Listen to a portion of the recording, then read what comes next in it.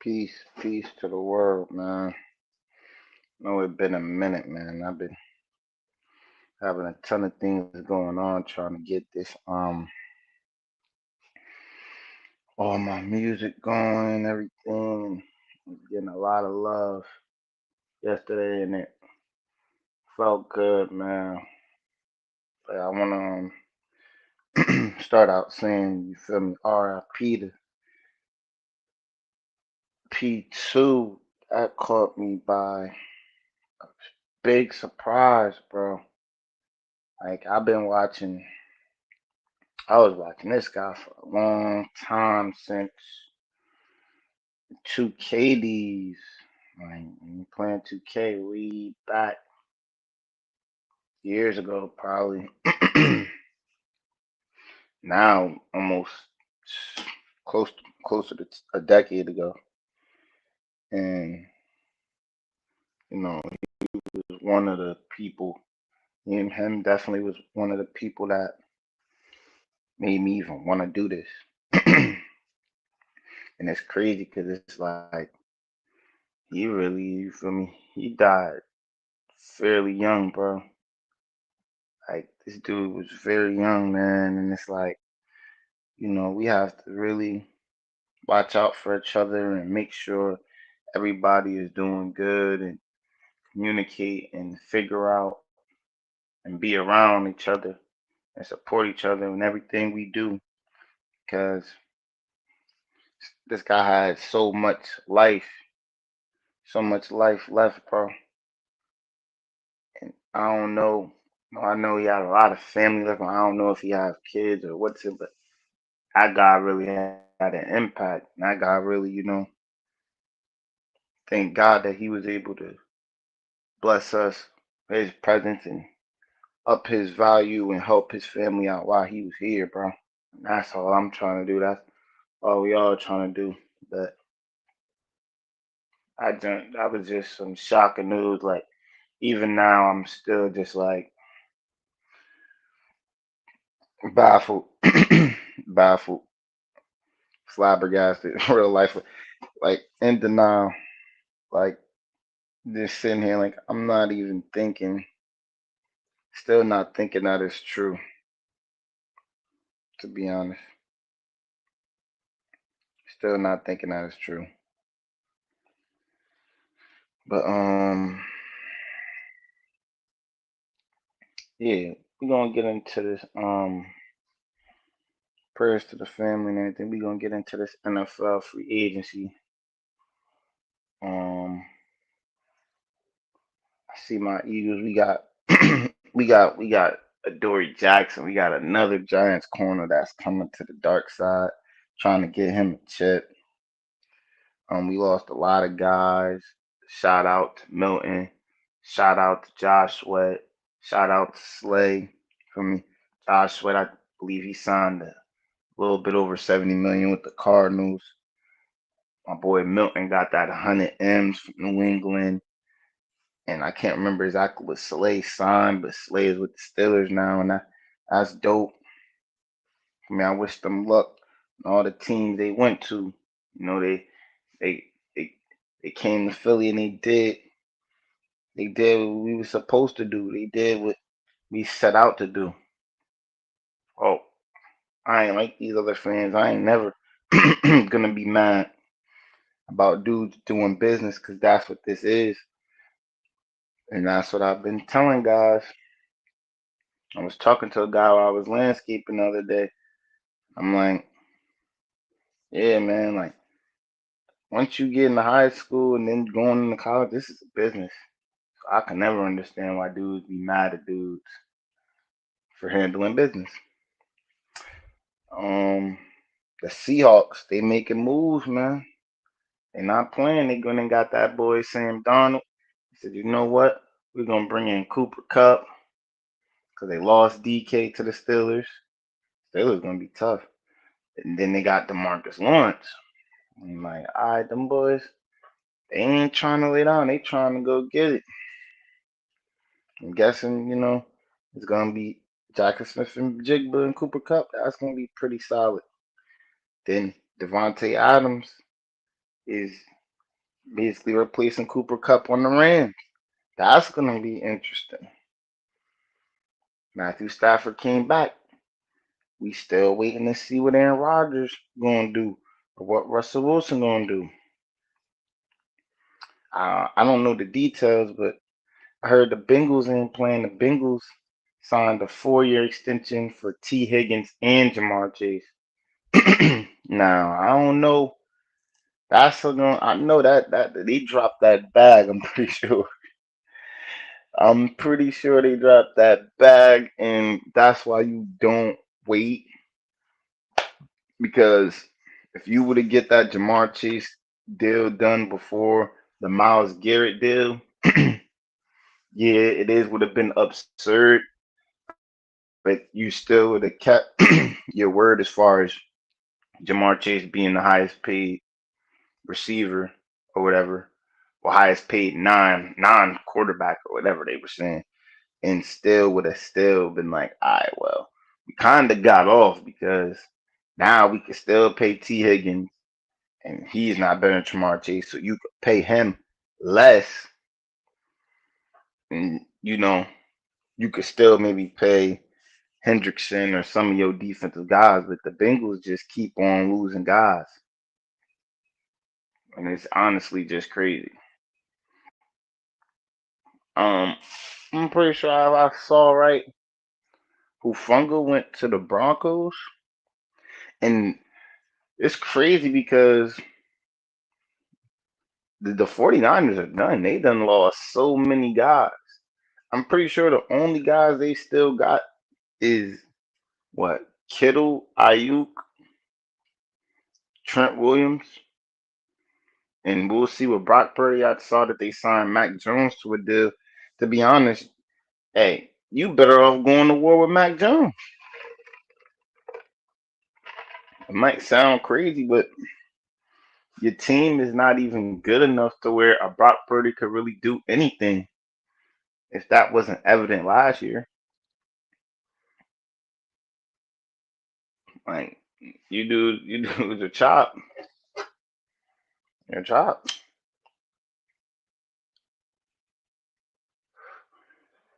Free agency is going so crazy. It's funny. Like people are talking about the draft and mock drafts and what trade you can't. I hate you don't know what trades is gonna happen in the draft. But you have to realize, like I said again, this is a business. All of this stuff and everything they say before the draft is smoke screen so that the teams could get their shit off, so that they can get what they want to get. Yeah, we're gonna put out this story or put out this information or plant this seed so that everybody is looking this way and worried about this so we could get off what we want. Just like the whole Shador thing. That's all a ploy so that the Giants could finally get them a dang quarterback. And I don't even want them to get Shador because I like him. The only reason I want them to get Shador because we're gonna be the first division all black quarterback. Other than that, nah, he should be somebody else should trade up. And I'm pretty sure the Titans and Browns, please don't tell me how that's stupid. Somebody you need to somebody have to trade up and take that pick if they think you need to be holding Cam Ward and Shador Sanders hostage. I don't give a damn. And me, I would draft them anyways, even if knowing the situation. Oh, we have Will Levis, or we have Deshaun Watson. No, somebody gonna trade this pick with me now, or you going? Or I'm gonna get them dang picks in the off season, and we'll be having some more players or some more picks going into next season. And that's the only way it would have been if I was the GM. Because these teams, man, they don't know how to finagle. If they sit up here and they go draft Abdul Carter or Travis Hunter or neither, that would just be stupid. That would be Exhibit A as of why The Titans and the Browns is in the position they in now. Look at the Washington Commanders. Cam Newton said it. All that rebuilding, that's that talk when it gets to week 13 and 14 and your team's obviously out the race. There's no such thing as rebuilding. The Washington Commanders, they press that button, boom, we get a new coach, we getting our guy, Jaden Daniels.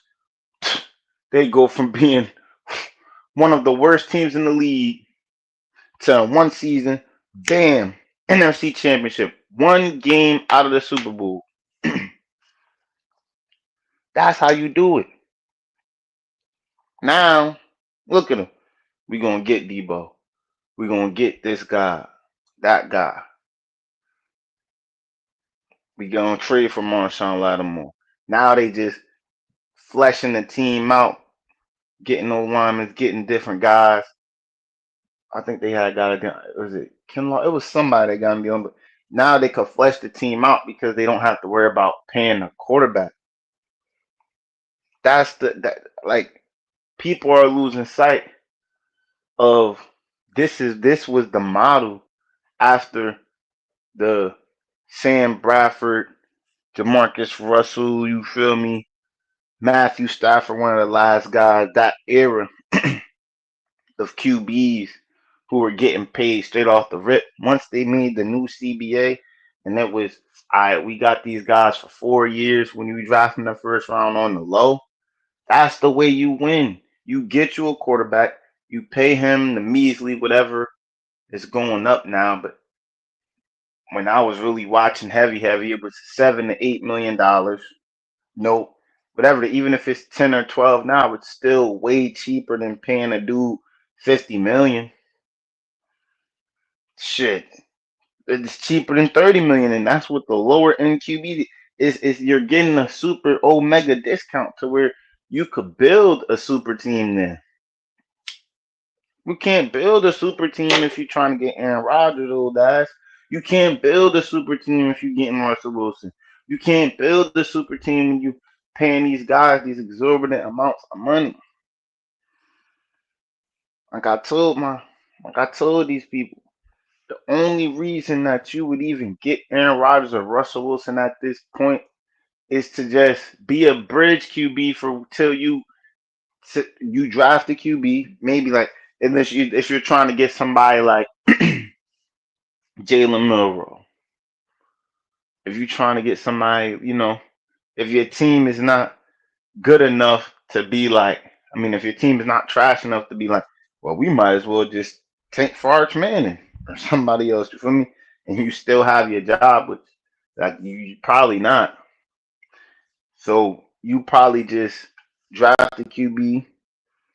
Maybe if it's not, a day one starter, you get Aaron Rodgers or you get a Russell Wilson or you get a Kirk Cousins so that they could just hold it down and man the shit until that guy is ready.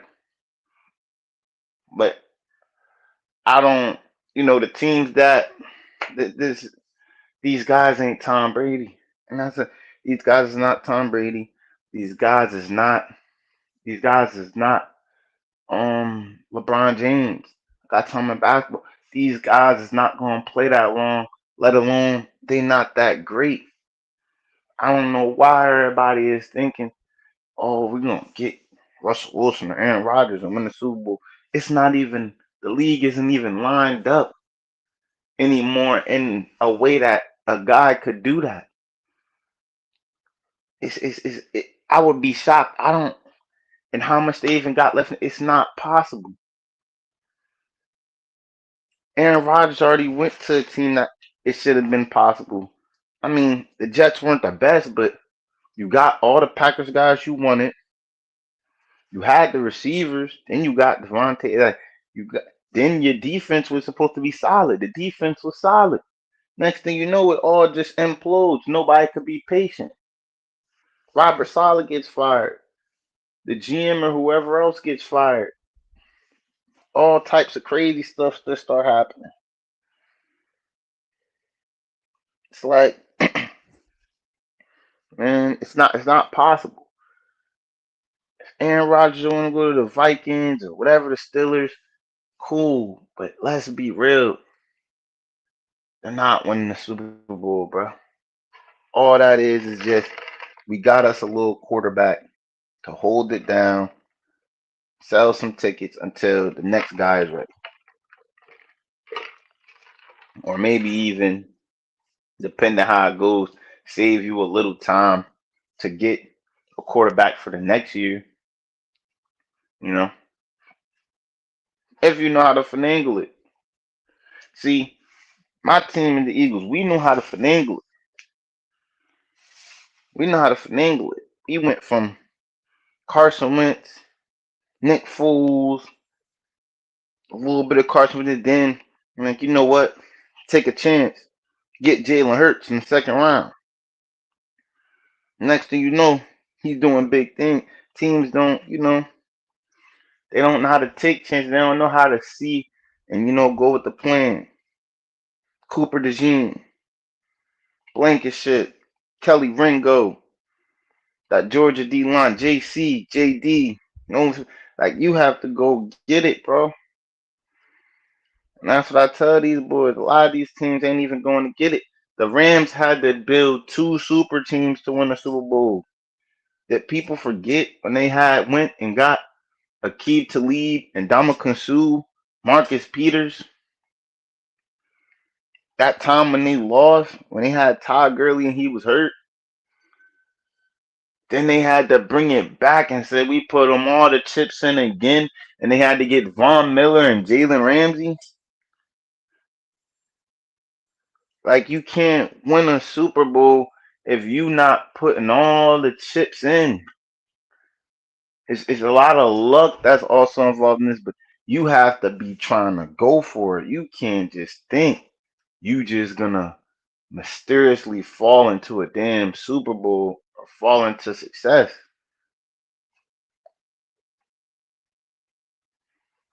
Oh yeah, what else did we do? We traded was it CJ Garner to the Texans for a lineman? Yeah, the Texans line is gonna be trash. I don't care how good y'all think that defense is gonna be. Hurting. And Dallas, I'm glad y'all suck. Y'all suck before y'all suck now. Man, it's funny because NBA teams suck and y'all NFL teams suck. But yeah, you boys about to be going through it. And, you know, Micah Parsons, stay off the podcast, bro. You keep on chatting, wolfing, talking crazy on the pod, but it's crazy because, like Demarcus Lawrence said, he probably would have stayed if you was more in the winning. And people don't get it. I'm not saying, you a millionaire, whatever, whoopty whoop, millionaires club, do what you want. Yeah, nobody could tell you what to do. But I'm just saying I'm not that old. I don't know, bro. I just feel like there's things I watched and the people I looked up to. Like, I couldn't imagine. That's what I'm saying. Like, I watched Saints Bounty Gate, bro. Them boys was fluffing dudes up, bro. Like, I couldn't fathom people with podcasts or giving dudes bulletin board material when guys like Brian Dawkins was running around, Ray Lewis, John Lynch, Troy Polamalu, Sean Taylor, Ed Reed. You feel me? Like, how couldn't even imagine? Like, they don't realize this more or less about what you talking about, whatever. Like, I seen dudes, if it's the off season, whatever, whoopty whoop, you might go on First Take or go on ESPN or whatever the show is, NBA, whatever it is. But I feel like that's more reserved for elder statesmen players and players who know how to kind of finesse the situation and their words to not, I feel like a lot of these guys they don't really need to be having no pod. I like how the certain players, like even the I think it's the Knicks, they have like a pod with a bunch of the players on the team, so you know that it's not really. It might seem disruptive, but if it's if you're doing something, that's anyone. Like I'm doing something in a household, in a workplace, or wherever on a team, and I have more guys or more people that's taking part in this activity, it's gonna obviously be more acceptable. But when it's just one guy just going against the grain, basically, look at Pandemic P. It's like, yo, you can't do that. You feel me? Now, oh, I'm gonna take a break, or I'm gonna be up. No, somebody done got on your bumper, bro, about sitting up here chatting and chatting and chatting, and it's still the same thing. Like I told dude, look at when Lonzo came in. His dad popping his lip, signing a bunch of checks he can't cash, bro. Saying, no, oh, he's better than this guy. He's better than that guy. He's gonna. Man, that's why he hurt now.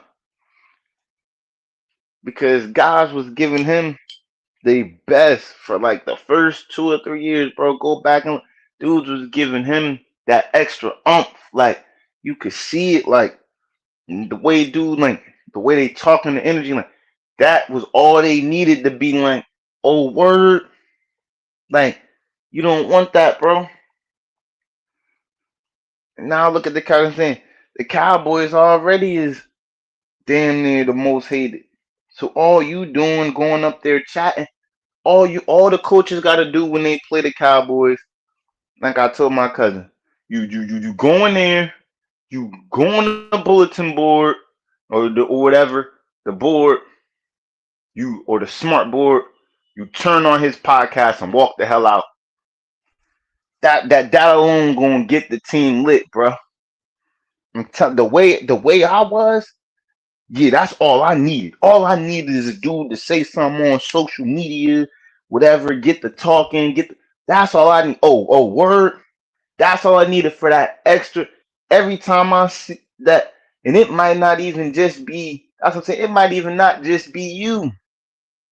But dudes was obviously coming for you. And even you because everybody wanted to be injured all of a sudden.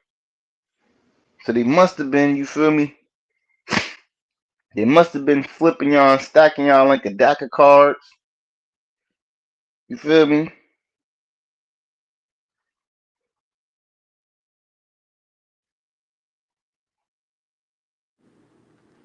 You feel me? They must have been flipping y'all and stacking y'all like a deck of cards.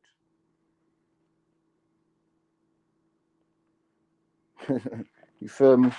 The product y'all was putting on there was not impressive, and I saw a lot of dudes talking about they was injured and this, and that. Like, how you injured? But you could pop it. You could talk all this, talk all that. That's what you need to not be doing. You don't need to be up there chatting and talking. Because now when it come to this game, dudes heard you talking, bro. What do you think this is? And they gonna show you. It's the same shit in these streets. It's the same thing. Dudes go online and be popping it on the live or talking while la. Somebody's about to come see you, bro. All that talking and chatting and blah blah blah. I ain't trying to hear none of that, bro. And they know this. I don't know why these dudes think they so invincible, but you're not. And that's gonna be a great segue into this sellout, the oldest sellout in the book, Charleston White. And it's just funny because I'm watching videos And dudes talking about, yeah, they got his paperwork and he told and this and that. And I'm like, I already made a video about this. This was just stupid. It's like, we know that he's gonna tell. He says he's gonna tell all the time. The man done told on mad rappers and mad dudes. He done called dudes probation officers, done did all types of crazy stuff. Went up there, started problems, did this and that. Then told he's gonna file police reports and press charges and restraining orders. Like when somebody tells you that they's gonna go tell, believe it. I don't even know why it's even a topic because, like I said, a lot of these dudes is gonna tell. Most of these dudes, they don't want to face the consequence. You know? And I could respect it a little more if it's somebody who, is just an ordinary man. You feel me? If it's somebody who just stand on their stand and they like, look, they minding their business, they're a civilian or whatever, but they not popping it like how Charleston White be popping it. And then, something happens to them or whatever, and they go, press, charges or file a civil, whatever. I don't mind that because he's a civilian, bro. He's not no gang member. He's not no street dude. Now, Charleston White, what just makes it crazy is just he be popping it so much. It's like, it's a lot of dudes I know out here that's just working people and regular people who I'm not saying they no bitches just because they civilians. Like, to me, we have to break this down. A civilian is not a square, bro. A square is like, you feel me? Somebody who he's straight SpongeBob SquarePants. You feel me? He ain't, he ain't oblivious to the whole John. Like I would say somebody like certain these streamers who like aid and neon dudes that always begin yoked up, slapped up. You feel me? Apologizing, bitched up continuously. Who they need 24-hour security or somebody might throw him in the duct tape him up, throw him in the trunk. No, that's you feel me? No, that's a square. A civilian is just a regular person, bro. Who is, the regular person. They just doing their thing. They not coming certain. They speak their piece. They not coming. You feel me? Certain aggression, nothing. They don't even. They probably don't even speak on street business or worry about street business. They just mind their business unless it's brought to their attention. And now these street dudes, quote unquote, self-proclaimed. That's what I'm saying. It's more. Mm, it's crazy because we in an era where it's probably more solid civilians than street dudes. Like, or at least it's close, bruh. Like, or I would just say a lot of these street dudes is not as solid as you think. It's just a street dude. He has a portrayal that he's more vicious than what he is. So he's more vicious than the average civilian. So dudes will be fearing this dude when he's really not even honorable. He's a whole rat. He's a whole Winnie Hut Juniors. He's really scared. But it's like that only all snitching does to a fellow street dude is mark him out the street dudes. That's why in my other video I'm saying dudes like Apple, Yosemite Bull, these dudes is whole full-time serial killers. Ain't no civilian about to be like you was a rat or this or that. You feel me? The average civilian is gonna fear a guy like that. But a street dudes fear them as well. But you know, they know they've been in the streets long enough to know hey, the right one to get you, you feel me? So you can't go out here playing knowing you done snitch and somebody ain't gonna do something to you eventually. You done took people away from their family. Somebody's going to do something to you.